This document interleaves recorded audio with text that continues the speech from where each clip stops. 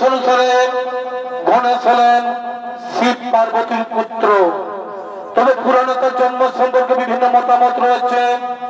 একটি মতে শিব তাকে সৃষ্টি করেছিল, অন্য মতে তাকে সৃষ্টি করেছিল পার্বতী, আর এক মতে তাকে সৃষ্টি করেছিল দুজনেই।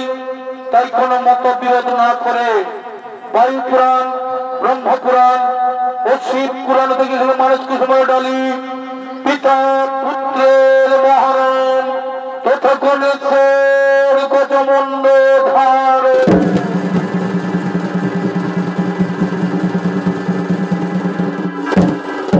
তাই লিখে শিব ও পার্বতী, শিব ও পার্বতী কৈলাস পর্বতে আগমন করছে।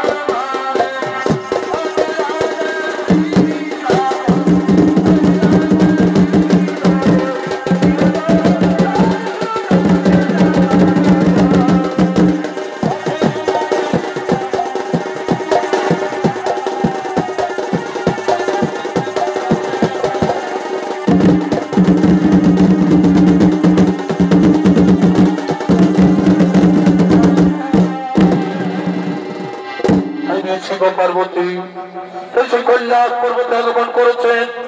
তিনি মা পার্বতী বলছেন, প্রভু কৈলাসপতি, প্রভু কৈলাসপতি, একটি কথা বলি, বহুদিনের মনের বাসনা আমার পুত্র মুখ দেখিব বলে। তাই বলি প্রভু, পুত্রদের আলোকিত কৈলাস ভবনে কি কথা কহিলে প্রিয়, কি কথা কহিলে প্রিয়, পুত্র সন্তান নিয়ে কি করবে তুমি? এই জগৎ সংসারে পুত্র সন্তান কিসের জন্য? তুমি দিব্য চক্ষু খুলে দেখো, প্রতিটি সংসারে বাবা মায়ের কি পরিণতি। মৃত্যুকালে বাবা মায়েরা পায় না এক ফোঁটা জল, কেবলমাত্র মায়া কান্না ফেলে করে পিণ্ডদান। তাহলে করে ভেবে দেখো না, তাহলে করে ভেবে দেখো না, যদি না থাকে পুত্র সন্তান তবে কে নিয়ে যাবে ভাবো পারে, কে করবে আত্মার শান্তির পিণ্ডদান? শোনো পার্বতী, যোগী সন্ন্যাসী আমরা, আমাদের ঘর বাড়ি সংসার বলতে কিছুই নেই। এই সন্ন্যাসের পুত্র সন্তান শোভা পায় না। যারা সংসারে বিবেক নির্বাহ করে তাদেরই প্রয়োজন পুত্র সন্তানের। হায় প্রভু, বুঝলে তুমি নারীর অন্তরের ব্যথা। একটি কথা মনে রেখো, বনের পশু শোভা পায় বনের ভিতরে, আর মাতৃকোল শোভা পায় শিশু ছেলে কোলে। তাই শিশু ছেলে ছাড়া মায়ের কোল শোভা পায় না প্রভু, শিশু ছেলে ছাড়া মায়ের কোল শোভা পায় না। শোনো পার্বতী, তুমি থাকো কৈলাস অন্তপুরে, এক ভক্ত আমায় করছে স্মরণ, এক ভক্ত আমায় করছে স্মরণ, তার মনের বাসনা করতে পূরণ। নন্দিনীর কৈলাস পর্বতের দ্বারে কিছুদিন মতো থাকো তুমি অন্তপুরে, শীঘ্রই আমি আসিব ফিরে, শীঘ্রই আমি আসিব ফিরে।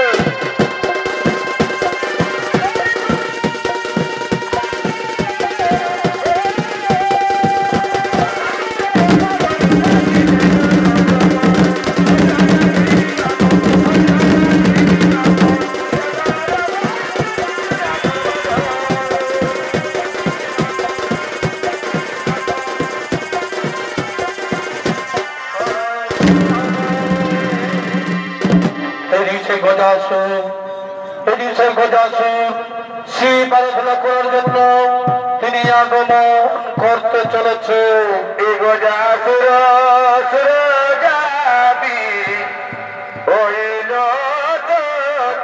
জলমতি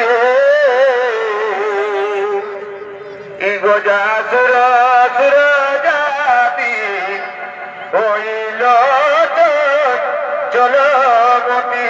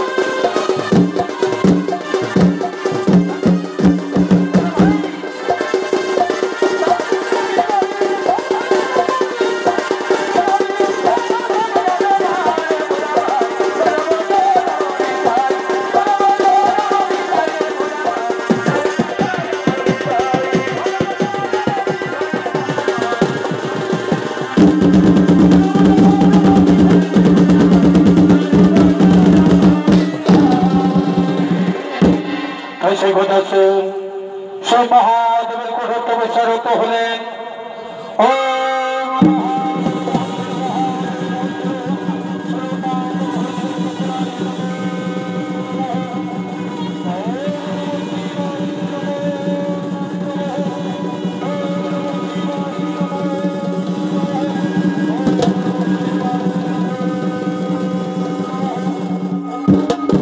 উঠে বৎস গজাচ্ছে তোমার তোমাদের সন্তুষ্ট এসেছি আমি বর চাও বৎস কি বর চাও তুমি আমার তোমাদের সন্তুষ্ট এসেছে তুমি শোনো প্রভু আমাকে দুই খানা বর প্রদান করো আমাকে দুই খানা বর প্রদান করো বলো বৎস কি বর চাও তুমি শোনো প্রভু কল্যাণপতি শোনো প্রভু কল্যাণপতি প্রথম বরে আমি যেন তোমার চরণ তলে থাকিতে পারি প্রথম বরে আমি যেন তোমার চরণ তলে থাকিতে পারি আর দ্বিতীয় বরে প্রভু এই দ্বিতীয় বরে আমার যদি কোনো কারণে হয় মরণ তাহলে যেন তোমার পুত্র রূপে যেন পুনরায় হই যেন তথাস্তু বক্তব্য আসুন কোন দেবতত্ত্ব দ্বারা মানুষ তোমায় পরাজিত করতে পারবে না তবে শোনো বৎস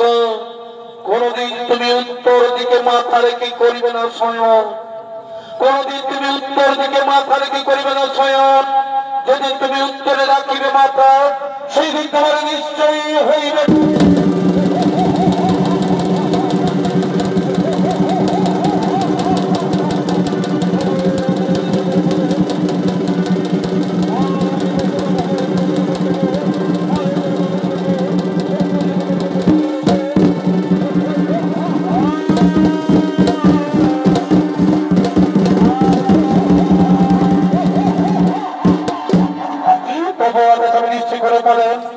আমি বেশি ব্রহ্ম পরবর্তী করবো আক্রমণ সর্বজিত করবো সত্যপতি দেবকে কোথায় শুনব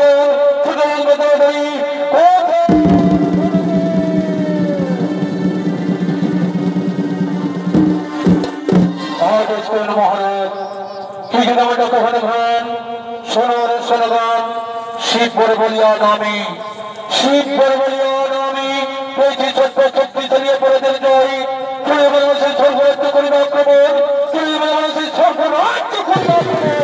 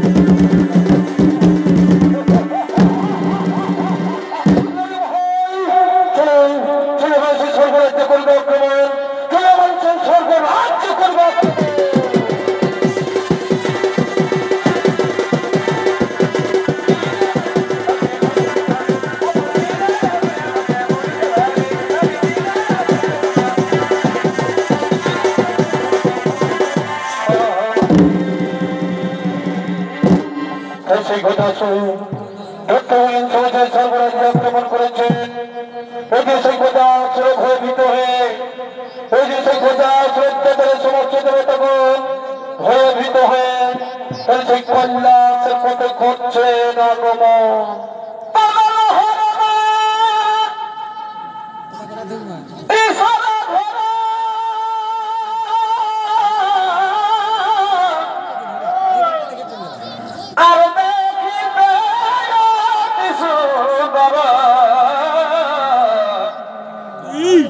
ভাই চিত্রপট এই নারী ছিল তাতে ভাই চিত্রপট নারী ছিল তাতে আর পদে ছিল পথে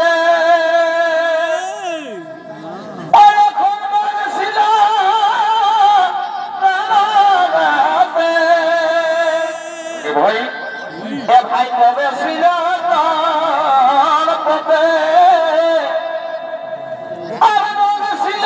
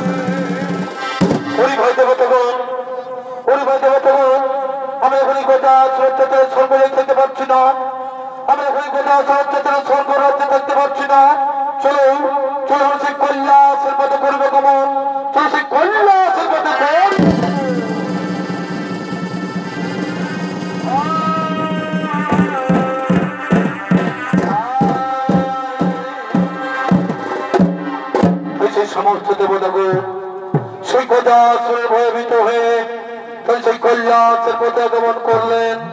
ওটি সেই কৈলাস পর্বতে মা পার্বতী ও তার সঙ্গীগণ, ওটি কৈলাস পর্বতে মা পার্বতী ও তার সঙ্গীগণ সেই মনের আনন্দে নৃত্য করার জন্য করিতেছে গমন।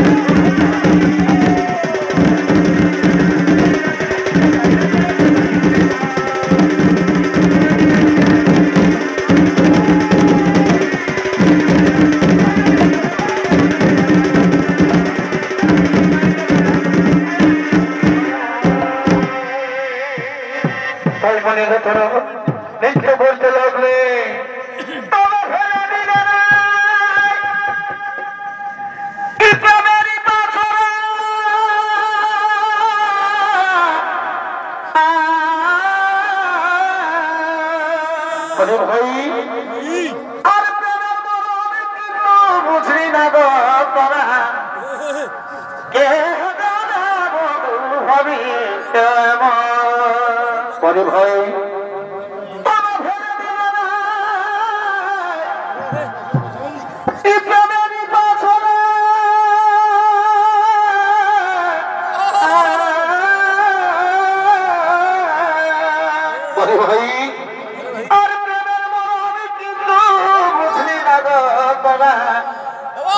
আমি নাই জানি বধূ হবি ওই আমি আগে যদি জানা ভাই ওই আমি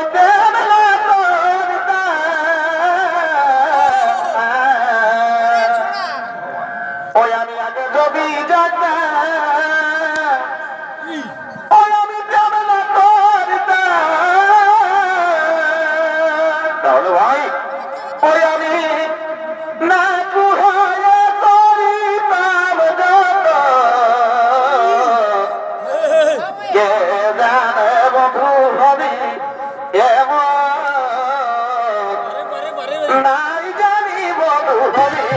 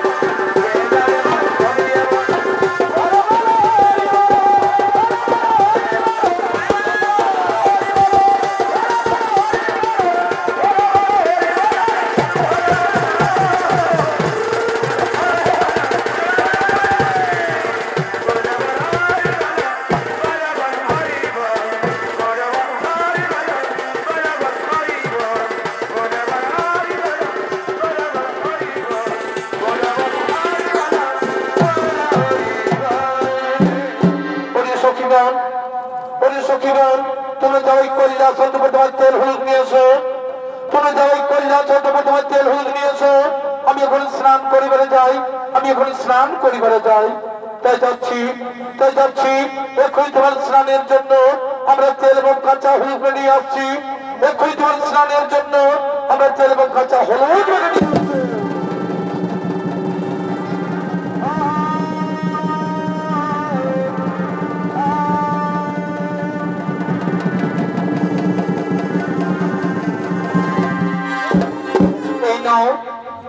তোমার স্নানের জন্য আমরা তেল এবং কাঁচা হলুদ পেটে নিয়ে এসেছি সখীগণ তুমি যাও নিজে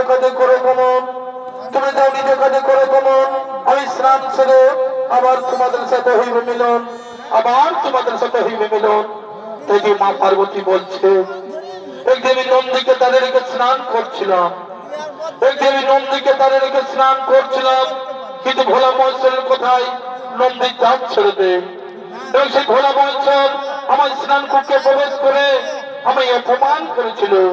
তাই আজ আমি এই তেল হলুদ এবং আমার অঙ্গের মল দিয়ে এই তেল হলুদ এবং আমার অঙ্গের মল দিয়ে একটি পুতুল তৈরি করে তার প্রাণ সঞ্চার করে আমি তার রক্ষী হিসেবে নিয়োগ করবো।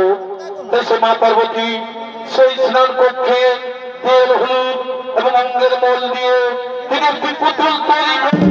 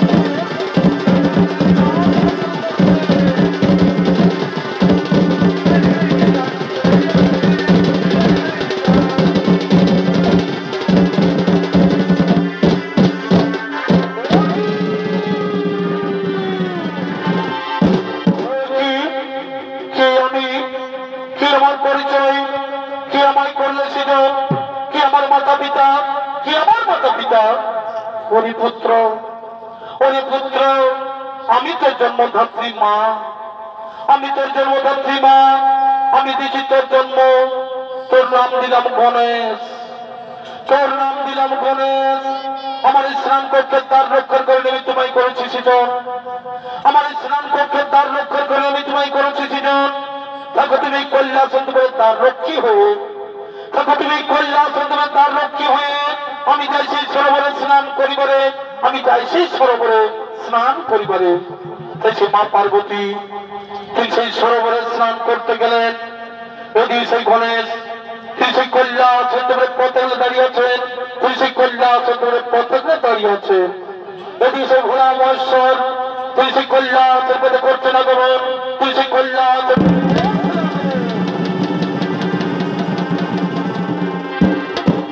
কে মালিক তুমি এখানে, কে মালিক তুমি এখানে এই কৈলাসের পথে দাঁড়িয়ে কেন? কি বা নাম, কোথায় তোমার ধাম? আমার নাম, আমার নাম গণেশ, আমার নাম গণেশ। এই কৈলাসে আমার ধাম। মাতার নাম পার্বতী, পিতার নাম নাহি জানি, মাতার নাম পার্বতী, পিতার নাম নাহি জানি। মাতা গেছেন স্নানে, মাতা গেছেন স্নানে, আমি পতাকে দাঁড়িয়ে আছি। তোমার নাম গণেশ, তোমার মাতা পার্বতী। বিশ্বাস হয় না আমার, বিশ্বাস হয় না আমার। আমার একমাত্র পুত্র কার্তিক, আমার একমাত্র পুত্র কার্তিক, পেছনের কোনো পুত্র সন্তান নেই। তুমি মিথ্যা কথা বলছো বলো, তুমি মিথ্যা কথা বলছো। তুমি যাচ্ছ, তুমি যাচ্ছ। আমি কৈলাসে প্রবেশ করবো, আমি কৈলাসে প্রবেশ করবো। অসম্ভব। আমার মাতারা দেশে আমি কাউকে প্রবেশ করতে দেবো না, আমার মাতারা দেশে কাউকে প্রবেশ করতে দেবো না। ওরে দুগ্ধ বলো, ওরে দুগ্ধ বলো, এত দর্প, এত অহংকার তোর। জানিস আমি কে? জানিস আমি কে? আমি হচ্ছি ভোলা মহেশ্বর, আমি হচ্ছে ভোলা মহেশ্বর। এটাই আমার বাড়ি। আমার মাথা ছাড়া আমি কাউকে চিনি না, আমার মাথা ছাড়া আমি কাউকে চিনি না, আমার মাথা ছাড়া আমি কাউকে জানি না। তাহলে কেউ দাঁত ছেড়ে দিবি না, তাহলে দাঁত ছেড়ে দিবি না? না, কিছুতেই আমি দাঁত ছেড়ে দেবো না, কিছুতেই আমি দাঁত ছেড়ে দেবো না। ঠিক আছে, ঠিক আছে, আমি দেখি এই কৈলাসের পথ পরিষ্কার করতে পারি কিনা।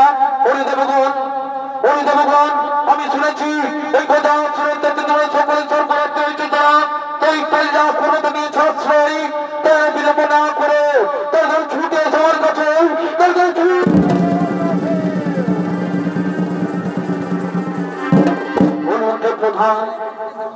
প্রধান এক্ষুনি কি কথা সুনির্ধারণ করে আমাদের স্বর্গরাজ্য ফিরিয়ে দেবে না। আগে তোমরা এই বালককে হত্যা করো, আগে তোমরা এই বালককে হত্যা করো, এই কল্যাণের পথ করে পরিষ্কার এই বালককে তোমরা হত্যা করো, এই বালককে তোমরা হত্যা করো।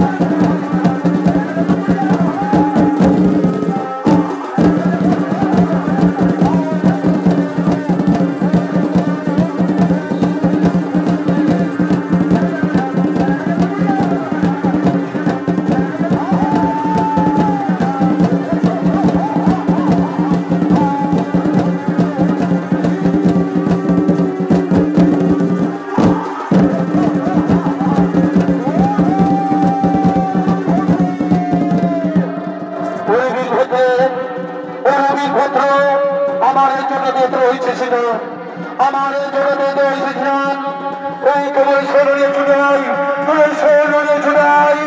এই বালককে তোমরা হত্যা করো, এই বালককে তোমরা মৃত্যু দাও, এই বালককে তোমরা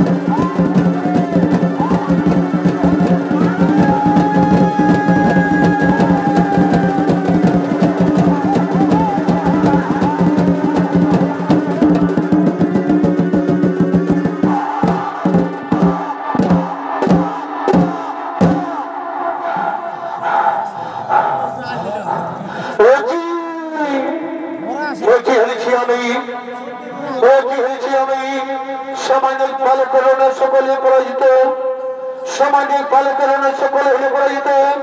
তবে আমি নিজে প্রবেশিত করবো এই সংগ্রাম সমরে, তবে আমি নিজে প্রবেশিত করে সংগ্রাম সমরে আগে শিরচ্ছেদ করি, তারপর প্রবেশ করবি কলিজা সত্য করে। ওই বালক এখনো বলছি প্রাণে যদি বাঁচতে চাস তাহলে আমার ডাক ছেড়ে দে, সাক্ষ্যটা কিন্তু মহাসংগ্রাম করো, সাক্ষ্যটা কিন্তু মহাসংগ্রাম করে বাহুবলে করে দায়িত্ব করে তার ওই বালক ফিরে যেতে জননী আর চলছায় নইলে তোর মৃত্যু ছিল তোর মা জননী চোখের জলে ভিজবে মেদিনী। মৃত্যুর ভয় আমি করি না, মৃত্যুর ভয় আমি করি না। এসো আমি তোমায় আহ্বান করি, এসো আমি তোমায় আহ্বান করি।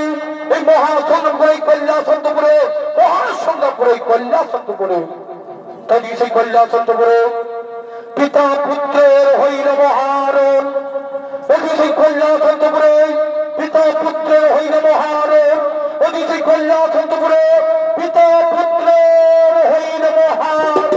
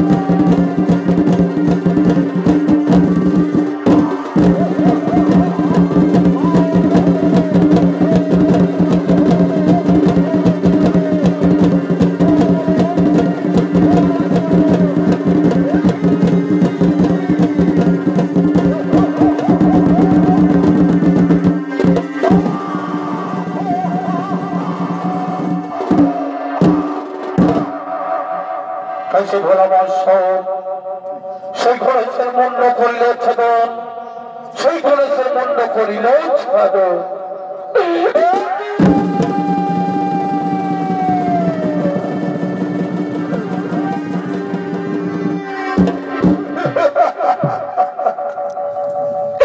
কি করিলে কৈলাসপতি কি করিলে কৈলাসপতি আমার পুত্র ঘোড়ের মন্ড করিল ছেদন আমার পুত্র ঘোড়ের মন্ড করিল এ তোমার কোন পুত্র এ তোমার কোন পুত্র আমি বাড়িতে নেই কিভাবে তার জন্ম মনে নেই তোমার মনে নেই তোমার অনেকদিন আগের কথা পুত্র লাগে আমি তোমার কাছে করেছিলাম প্রার্থনা তবে আশীর্বাদে আমার অঙ্গের মন এবং কাঁচা হলুদ দিয়ে করলাম এক পুতুলের প্রাণ সত্যান করলাম তাহার অঙ্গে তার নাম দিলাম গণেশ আমার এই নিজের মালিকে তুমি করিলে হত্যা আমার এই নিজের মালিকে তুমি করিলে হত্যা এই বিধাতার সৃষ্টি এই বিধাতার সৃষ্টি আমি সারা বিশ্ব করিব ধ্বংস এই বিধাতার সৃষ্টি আমি সারা বিশ্ব করিব ধ্বংস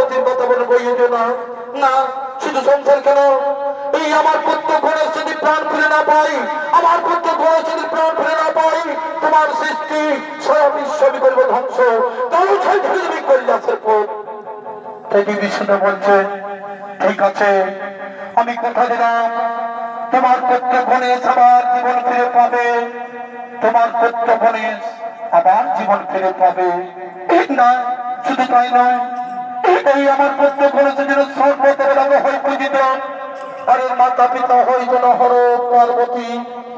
তাই যে মহাদেব বলছে আমি বুঝতে পেরেছি যে শিশু পার্বতীরই সৃষ্টি, এই শিশু পার্বতীর সৃষ্টি, তার জন্য অনুতপ্ত, তার জন্য আমি অনুতপ্ত। কোথায় নন্দী ভিঙ্গি, কোথায় নন্দী ভিঙ্গি, তুমি ছোট ছোট নেই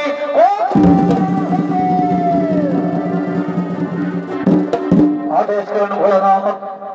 সোনার নন্দী ভিঙ্গি, সোনার নন্দী ভিঙ্গি, তোমরা উত্তর মুখে যাত্রা করো, তোমরা ওই উত্তর মুখে যাত্রা করো।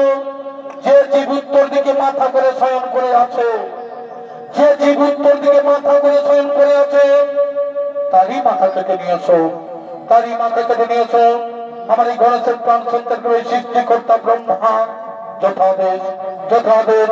আমরা এখন উত্তর মুখে যাত্রা করি, আমরা এখনই উত্তর মুখে যাত্রা করি।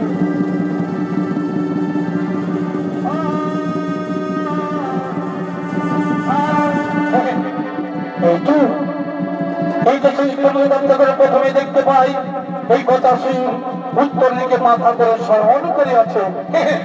আমরা তালি মাথা করে নিয়ে আসবো, আর আমরা বিলম্ব করবো না। কিন্তু সেই কথা উত্তর দিকে মাথা করে শয়ন করে আছে, আর আমরা বিলম্ব করবো না, আমরা তালি মাথা করে নিয়ে আসবো।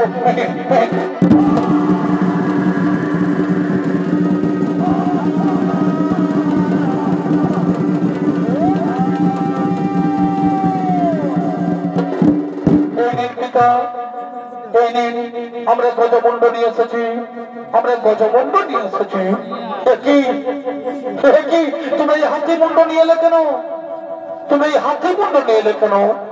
হ্যাঁ, আমরা উত্তর মুখে যাত্রা করার প্রথমেই দেখতে পাই, আমরা উত্তর মুখে যাত্রা করার প্রথমেই দেখতে পাই এই কথা উত্তর দিকে মাথা করে শয়ন করে আছে।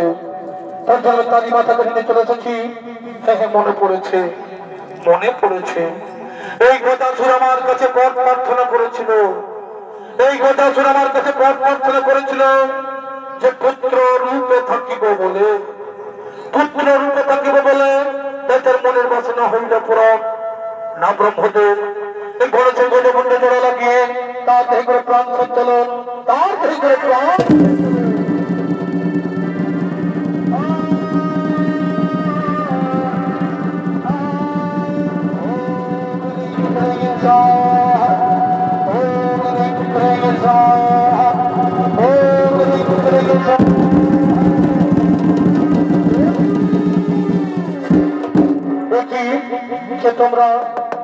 তোমরা আমার এই সরাসরি রক্তে লেগে গেলে কেন, আমার এই সরাসরি রক্তে লেগে গেলে কেন?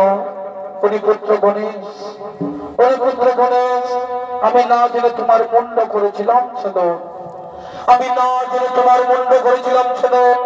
তাই রক্ত রঞ্জিত হয়েছে তোমার সারা শরীরে। এই জন্ম জন্মান্তর তব রং থাকিবে সিঁদুর বরণ, এই জন্ম জন্মান্তর তব রং থাকিবে সিঁদুর বরণ। সর্ব আগে হইবে তোমার এই পূজা, সর্ব আগে হইবে তোমার এই পূজা। এই হল পার্বতীর পুত্র বিঘ্ন বিনাশের নামে জগৎ মাঝে রইবে খ্যাত, জগৎ মাঝে রইবে খ্যাত। প্রণাম তব পিতা, প্রণাম তব মাতা, প্রণাম তব পিতা। জয় গণেশী, জয় গণেশী দেবা, মাতা জাগো পার্বতী পিতা মহাদেবা। জয় গণেশ, জয় গণেশী, জয় গণেশী দেবা, মাতা জাগো পার্বতী পিতা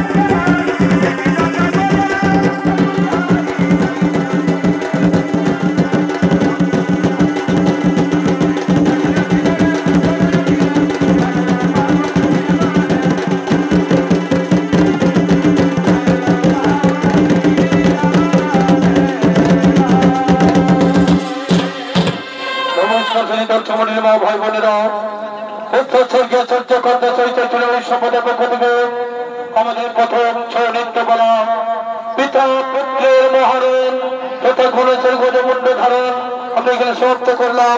নমস্কার। জয় শিব শম্ভু, জয় বাবা ভোলনাথ, জয় মা কালী, জয় মা দুর্গা।